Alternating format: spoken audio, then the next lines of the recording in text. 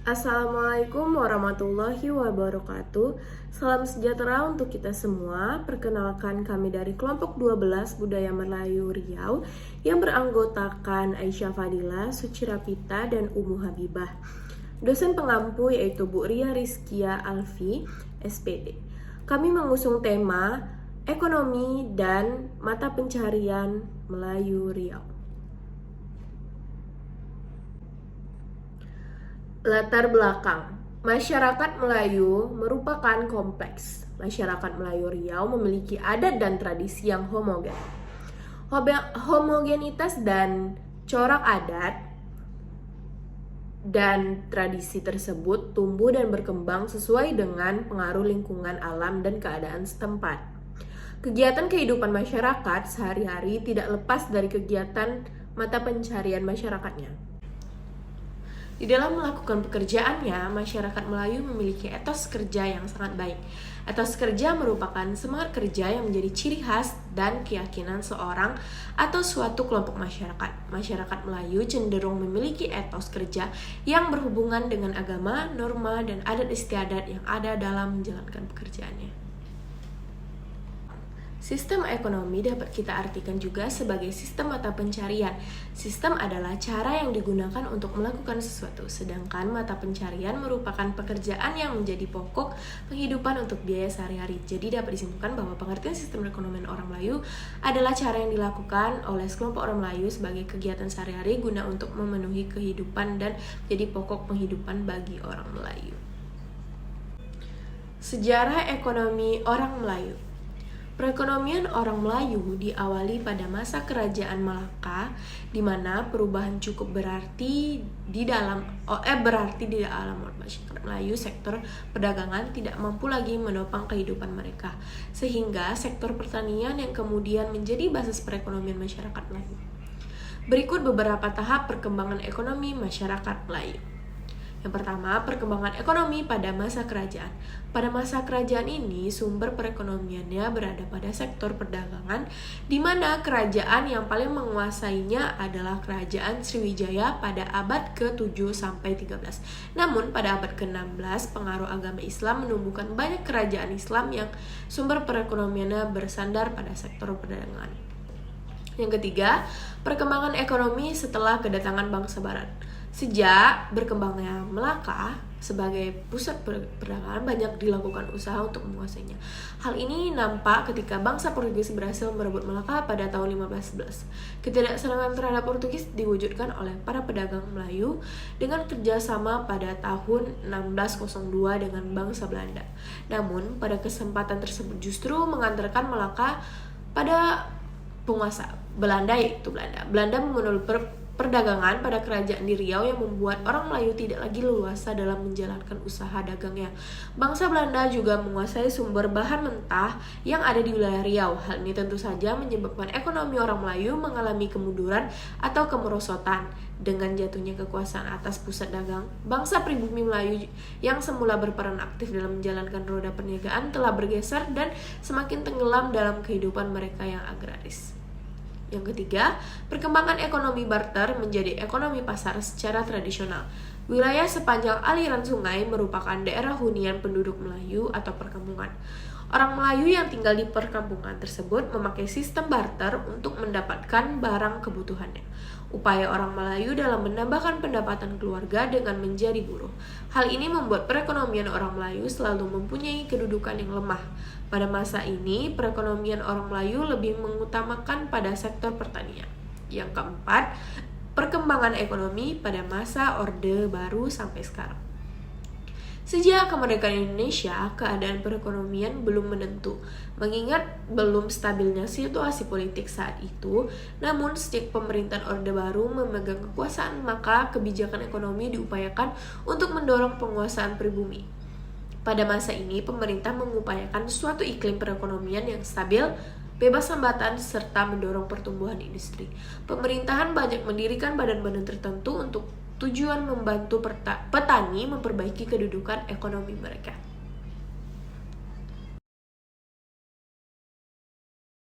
Baiklah, saya akan menjelaskan materi selanjutnya mengenai konsep tapak 8.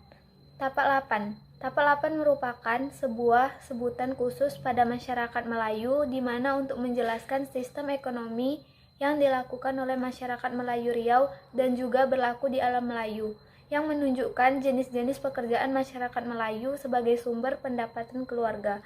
Tapak 8 terdiri dari 8 jenis pekerjaan. Terdapat 8 jenis pekerjaan di dalam tapak Melayu. Yang pertama adalah beladang. Beladang, pertanian palawija ialah menanam tumbuh-tumbuhan yang dapat dijadikan pangan seperti ubi, sayur, kopi, dan lain-lain. Yang kedua adalah beternak. Beternak atau peternakan yaitu binatang yang biasanya diternakkan antara lain sapi, ayam, dan kambing. Selanjutnya, menangkap ikan. Perikanan atau nelayan, yaitu menangkap ikan yang dilakukan di laut, sungai, sawah, dan danau. Jika mendapatkan hasil yang lebih, maka mereka akan menjualnya. Yang keempat adalah beniro atau menete enau, yaitu industri pengolahan hasil pertanian. Yang kelima adalah mengambil hasil hutan, yaitu mengumpulkan hasil hutan seperti kayu, damar, rotan, dan bulu. Yang keenam adalah berkebun, yaitu menanam tanaman tahunan. Yang ketujuh, bertukang. Tidak semua orang bisa bertukang, dan bertukang juga tidak dapat dilakukan setiap hari karena ada musim-musim tertentu yang perlu keahlian khusus. Yang terakhir adalah berniaga atau berdagang, yaitu menjual semua keperluan pokok, sandang, dan pangan. Pada zaman Belanda, kebanyakan masyarakat Riau mengekspor damar, tetapi sekarang sudah tidak ada lagi.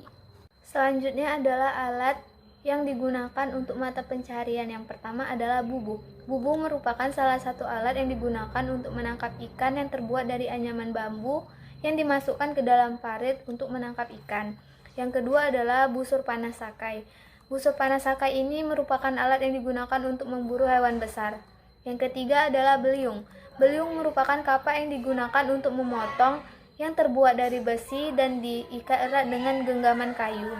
Selanjutnya adalah jambak puyuh. Jambak puyuh adalah alat yang digunakan untuk menangkap burung puyuh atau sebagainya yang terbuat dari bambu yang dianyam. Yang kelima adalah tekala. Tekala adalah alat yang terbuat dari anyaman bambu dan digunakan untuk menangkap ikan. Yang keenam adalah jala selok, merupakan alat yang digunakan untuk menangkap ikan di sungai maupun di laut, yang terbuat dari tali yang relatif tipis dan mengikat. Yang ketujuh adalah tajak. Tajak merupakan alat yang digunakan untuk memotong rumput yang terbuat dari bambu. Selanjutnya adalah hubungan tapak 8 dengan etos kerja. Bagi masyarakat Melayu, etos kerja telah diwariskan secara turun-temurun. Orang Melayu memiliki etos kerja yang sangat tinggi, yang mampu mengangkat harkat dan martabat kaumnya. Masyarakat Melayu memandang kerja bukan semata-mata untuk kepentingan di dunia, tetapi juga untuk keselamatan hidup di akhirat. Masyarakat Melayu melakukan pekerjaan tapak 8 karena memiliki etos kerja atau keyakinan yang tinggi untuk mencari nafkah, bertanggung jawab terhadap keluarga, baik terhadap diri sendiri, alam, dan sang penciptanya. Masyarakat Melayu sangat menghormati dan memandang tinggi orang-orang yang melakukan pekerjaan dengan etos kerja yang tinggi. Masyarakat Melayu memandang kerja adalah satu kewajiban dalam kehidupan mereka. Banyak sekali ungkapan yang menunjukkan bahwa orang Melayu adalah pekerja yang tangguh, baik dan benar, jujur dan setia, taat dan tekun sesuai menurut agama dan adat tradisinya, tidak menyimpang dan menyalahi ketentuan yang berlaku, maka pekerjaan itu dapat mendatangkan kebahagiaan. Berdasarkan pandangan inilah menyebabkan masyarakat Melayu mengukur kemuliaan seseorang dapat ditentukan dari pekerjaannya. Semakin baik ia mengerjakan pekerjaannya, maka semakin mulia pandangan masyarakat terhadapnya. Begitu pula sebaliknya, semakin buruk ia melakukan pekerjaannya, semakin rendah pandangan orang terhadap dirinya. Berbagai pandangan kerja yang ada mendorong masyarakat Melayu untuk meningkatkan kemampuan kerjanya, meningkatkan ilmu pengetahuan dan tenaga agar mereka benar-benar dapat hidup melaksanakan kewajibannya dengan baik dan benar. Dengan demikianlah mereka dapat mengangkat harkat dan martabat diri, keluarga, dan bangsanya, dan apabila mereka meninggal dunia, anak cucunya hidup bahagia di akhirat, dia tidak menderita. Selanjutnya adalah istilah ethnoscience. Jika diperhatikan kategori mata pencarian dalam istilah 5 kaki, hanya akan kita temukan 4 mata pencarian asal dan 1 mata pencarian tambahan yang disebut berdagang atau niaga. 4 ditambah 1 mata pencarian itu bisa dikembangkan lagi ke arah mata pencarian pilihan lain tanpa batasan jenis kerja. Untuk menetapkan mengacu pada konsep mata angin, makna tapak dalam hal ini adalah tumpuan dan pusat tumpuan. Mata pencarian itu harus kuat dan tetap Letaknya di poros. Istilah tapak lapan itu terletak di satu titik atau poros berupa mata pencarian pilihan utama, sedangkan mata pencarian lainnya hanyalah tambahan yang bisa dilakukan kapan saja dia mau. Pilihan satu titik mata pencarian itu boleh jadi tidak sama antara satu orang dengan yang lainnya. Ada yang tapak lapannya berdagang, bertani, menaki, guru, pegawai, dan lain-lain. Hanya saja mereka sepakat mengatakan bahwa tapak lapan orang Melayu zaman dahulu adalah berladang padi. Kesimpulannya, genealogi tapak lapan tersebut lebih layak disandangkan pada konsep arah mata angin atau mata arah Melayu jika dikaitkan dengan lapan karat tulang. Konsep tersebut atau menurut konsep yang dikemukakan oleh Mukhtar Ahmad berasal dari papan catur, maka konsep mata angin lebih bersifat hakikat, sedangkan konsep lapan karat tulang, struktur tiang rumah, dan papan catur merujuk pada wujud realistis, meskipun pada hakikatnya permainan catur memiliki deep structure pada tataran strategi. Dan yang terakhir adalah konsep peresuk. Peresuk adalah pentahapan jenis pekerjaan orang Melayu dalam sehari-hari. Orang Melayu biasa melakukan lebih dari satu jenis pekerjaan produktif untuk memenuhi keperluan dan hajat hidup. Kuantitas kerja tersebut berbilang pada tingkat kesulitan dan lama pengerjaan dalam rentang waktu 1 hari penuh. Ada pekerjaan berat yang bisa selesai dalam waktu singkat, ada pula jenis kerja yang sangat ringan namun dilakukan dalam rentang waktu panjang, seperti menganyam misalnya. Masyarakat Melayu melazimkan sekurang-kurangnya 5 tahapan atau peresuk sehari semalam. Tentunya diselingi dengan istirahat, ibadah, dan aktivitas non-kerja lainnya. Peresuk pertama menarik getah atau memotong karet dilakukan selepas sholat zuhur saat pagi langau terbang sampai matahari naik sepenggalah.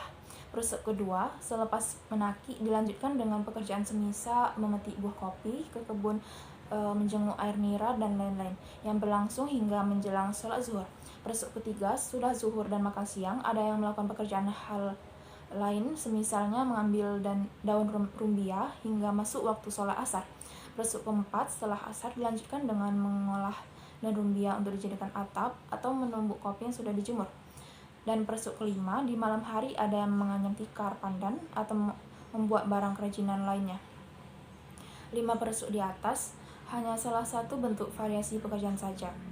Penempatan bidang pekerjaan pada peresuk atau tahapan di atas sebenarnya sangat dinamis.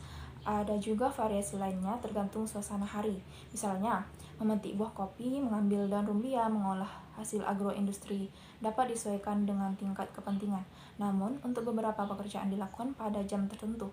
Menakik getah misalnya, selalu dilakukan setelah sholat subuh karena getah akan mengucur lebih banyak pada pagi harinya, atau pada petang hari karena berharap getah mengucur lebih lama pada malam.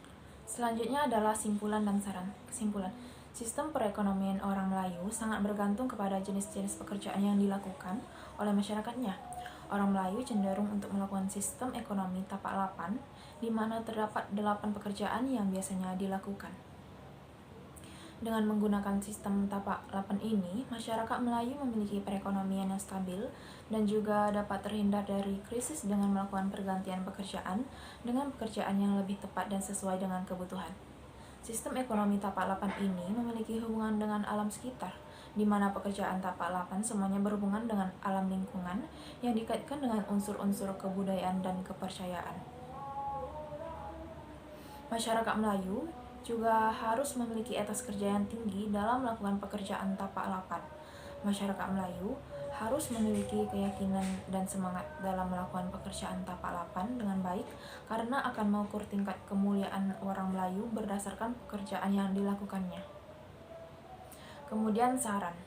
Dalam zaman sekarang ini, sebaiknya masyarakat Melayu masih mempertahankan pekerjaan tapak lapan yang ada. Hal ini dikarenakan sistem ekonomi tapak lapan dapat menstabilkan perekonomian masyarakat Melayu yang ada dan juga untuk mensejahterakan masyarakatnya. Sistem tapak lapan ini dapat melestarikan unsur kepercayaan dan kebudayaan masyarakat yang ada di dalamnya dan juga dapat mengajarkan tentang hubungan manusia dengan alam, sehingga masyarakat Melayu pada saat ini dapat melakukan pelestarian alam. Kita juga dapat mencontoh etos kerja yang ada pada masyarakat Melayu karena mereka menjunjung tinggi nilai agama, norma, dan adat istiadat. Baiklah, sekian presentasi dari kelompok 12. Wassalamualaikum warahmatullahi wabarakatuh.